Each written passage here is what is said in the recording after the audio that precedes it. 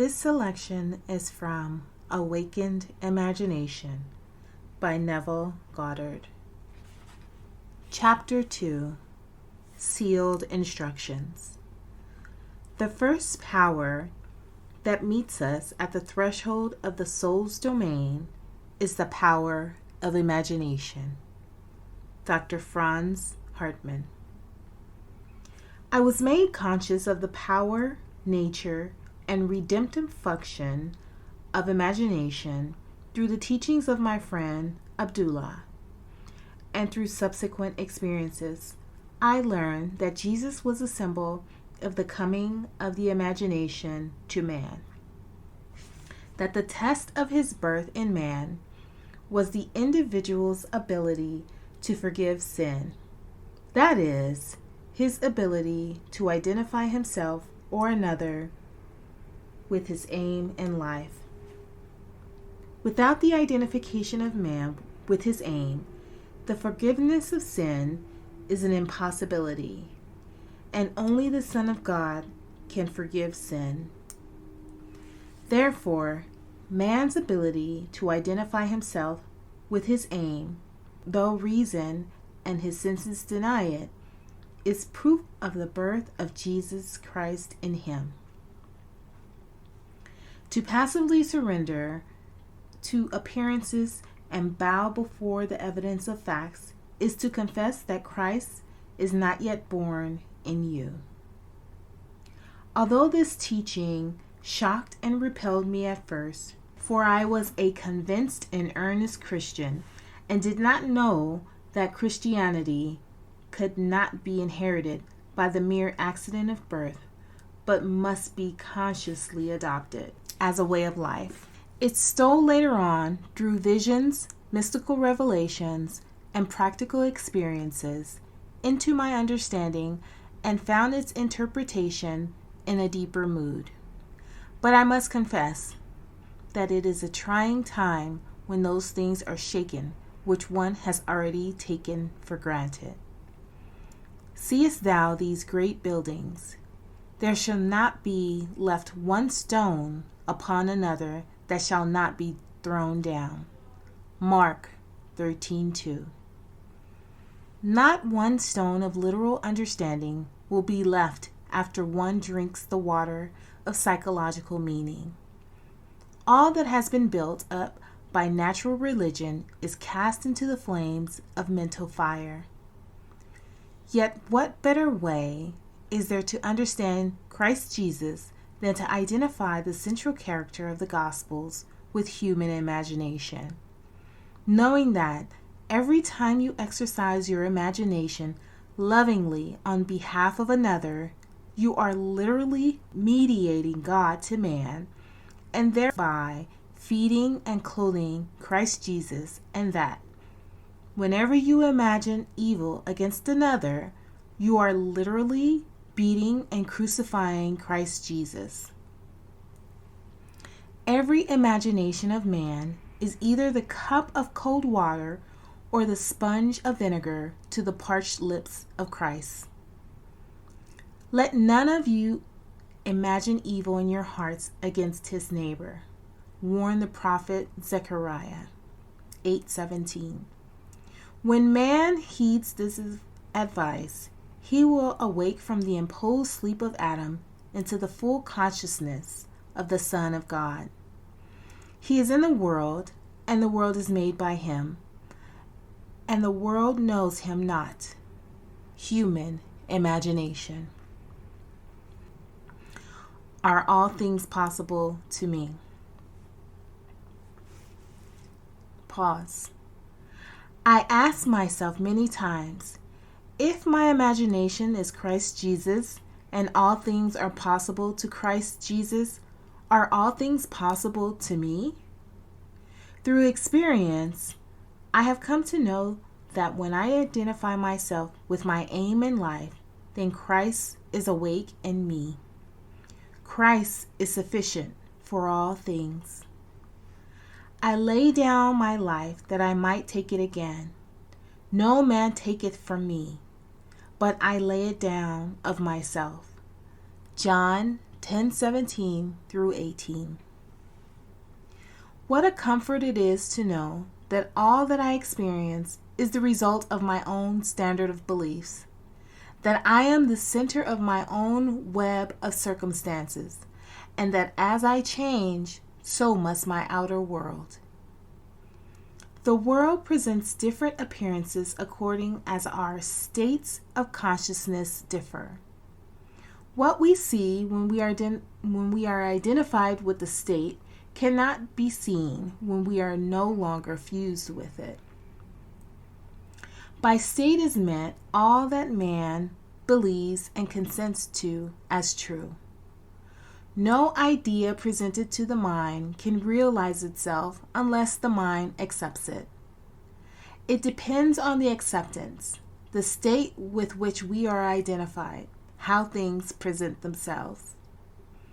In the fusion of imagination and states is to be found the shaping of the world as it seems. The world is a revelation of the states with which imagination is fused. It is the state from which we think that determines the objective world in which we live. The rich man, the poor man, the good man, the thief, are what they are by virtue of the states from which they view the world. On the distinction between these states depends the distinction between the worlds of these men. Individually so different is the same world. It is not the actions and the behavior of the good man that should be matched, but his point of view. Outer reforms are useless if the inner state is not changed. Success is gained not by imitating the outer actions of the successful, but by right inner actions and inner talking. If we detach ourselves from a state, and we may at any moment, the conditions and circumstances to which that union gave being vanish. It was in the fall of 1933 in New York City that I approached Abdullah with a problem. He asked me one simple question: "What do you want?" I told him that I would like to spend the winter in Barbados, but that I was broke. I literally did not have a nickel. "If you will imagine yourself to be in Barbados," he said, "thinking and viewing the world from that state of consciousness, instead of thinking of Barbados, you will spend the winter there. You must not concern yourself with the ways and means of getting there. For the state of consciousness of already being in Barbados, if occupied by your imagination, will devise the means best suited to realize itself. Man lives by committing himself to invisible states, by fusing his imagination with what he knows to be other than himself. And in this union, he experiences the results of that fusion. No one can lose what he has, save by detachment from the state where the things experienced have their natural life. You must imagine yourself right into the state of your fulfilled desire," Abdullah told me, "and fall asleep viewing the world from Barbados. The world which we describe from observation must be as we describe it relative to ourselves.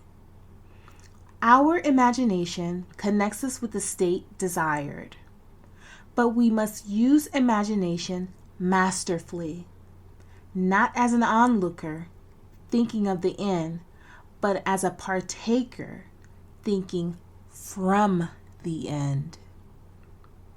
We must actually be there in imagination. If we do this, our subjective experience will be realized objectively." "This is not mere fancy," said he, but a truth you can prove by experience.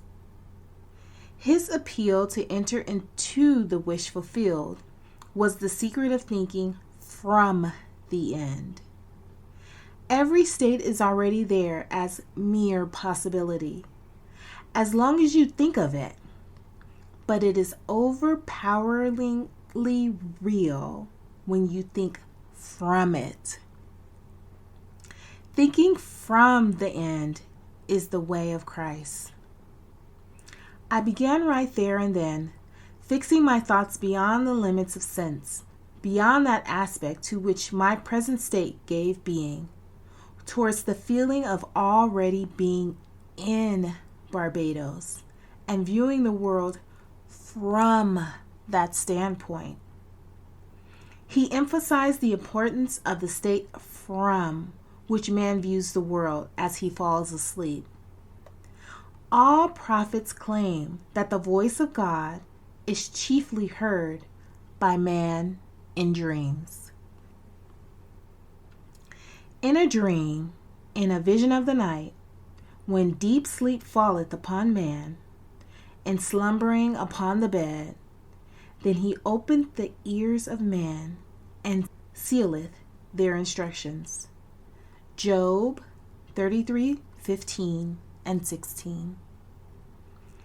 That night, and for several nights thereafter, I fell asleep in the assumption that I was in my father's house in Barbados. Within a month, I received a letter from my brother saying that he had a strong desire to have the family together at Christmas and asking me to use that enclosed steamship ticket for Barbados. I sailed 2 days after I received my brother's letter and spent a wonderful winter in Barbados. This experience has convinced me that man can be anything he pleases if he will make the conception habitual and think from the end. It has also shown me that I can no longer excuse myself by placing the blame on the world of external things, that my good and my evil have no dependency except from myself, that it depends on the state from which I view the world, how things present themselves. Man who is free in his choice acts from conceptions which he freely, though not always wisely, chooses. All conceivable states are awaiting our choice and occupancy, but no amount of rationalizing will of itself yield us the state of consciousness, which is the only thing worth having. The imaginative image is the only thing to seek. The ultimate purpose of imagination is to create in us the Spirit of Jesus, which is continual forgiveness of sin, continual identification of man with his ideal. Only by identifying ourselves with our aim can we forgive ourselves for having missed it. All else is labor in vain. On this path, to whatever place or state we convey our imagination, to that place or state we will gravitate physically also. In my Father's house are many mansions. If it were not so, I would have told you. I go to prepare a place for you. And if I go and prepare a place for you, I will come again and receive you unto myself, that where I am, there ye may be also. John 14:2 and 3. By sleeping in my Father's house in my imagination, as though I slept there, in the flesh, I fused my imagination with that state and was compelled to experience that state in the flesh also. So vivid was this state to me, I could have been seen in my Father's house had any sensitive entered the room where in imagination I was sleeping. A man can be seen where in imagination he is. For a man must be where his imagination is. For his imagination is himself. This I know from experience, for I have been seen by a few to whom I desire to be seen, when physically I was hundreds of miles away. I, by the intensity of my imagination and feeling, imagining and feeling myself to be in Barbados, instead of merely thinking of Barbados, had spanned the vast Atlantic to influence my brother into desiring my presence to complete the family circle at Christmas. Thinking from the end, from the feeling of my wish fulfilled, was the source of everything that happened as outer cause, such as my brother's impulse to send me a steamship's ticket, and it was also the cause of everything that appeared as results. In Ideas of Good and Evil, W.B. Yeats, having described a few experiences similar to this experience of mine, writes, "If all who describe events like this have not dreamed, we should write our histories, for all men, certainly all imaginative men, must be forever casting forth enchantments, glamour, illusions, and all men, especially tranquil men who have no powerful egotistical life, must be continually passing under their power. Determined imagination, thinking from the end, is the beginning of all miracles. I would like to give you an immense belief in miracles, but a miracle is only the name given by those who have no knowledge of the power and function of imagination to the works of imagination. Imagining oneself into the feeling of the wish fulfilled is the means by which a new state is entered. This gives the state the quality of isness, Hermes tells us. That which is manifested. That which has been or shall be is unmanifested, but not dead. For so the eternal activity of God animates all things. The future must become the present in the imagination, if one who would wisely and consciously create circumstances. We must translate vision into being, thinking of into thinking from. Imagination must center itself in some state and view the world from that state. Thinking from the end is an intense perception of the world or fulfilled desire. Thinking from the state desired is creative living. Ignorance of this ability to think from the end is bondage. It is the root of all bondage with which man is bound. To passively surrender to the evidence of the senses underestimates the capacities of the inner self. One man accepts thinking from the end as a creative principle in which he can cooperate. Then he is redeemed from the absurdity of ever attempting to achieve his objective by merely thinking of it.